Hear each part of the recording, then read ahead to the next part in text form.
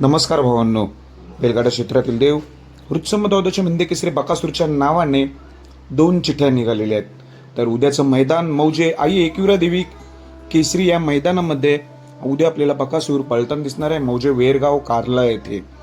तर चिठ्ठ्या निघालेल्या आहेत 2. तर पहिली चिठ्ठी निघालेली आहे एक कडेने गट क्रमांक 42 मध्ये तास 1 वर. गट क्रमांक 42 मध्ये तास 1 वर बकासूरच्या नावाने चिठ्ठी निघालेली आहे. दुसरी चिठ्ठी निघालेली आहे गट क्रमांक 45 तास 3 वर. गट क्रमांक 45 तास 3 वर अशा प्रकारे 2 बकासूरच्या चिठ्ठ्या निघालेल्या आहेत. पण तुम्हाला माहितीच आहे बकासूर एवढ्या लांब पळत नाही. मला वाटते उद्याच सकाळी मैदानामध्ये नियोजन करतील, कोणाच्या ना कोणाच्या तरी नावाने 100% पळतील. 20 गटापर्यंत ज्यांच्या नावाने चिठ्ठी मिळेल मधून तिथे आपला बकासूर नक्कीच पळताना दिसेल.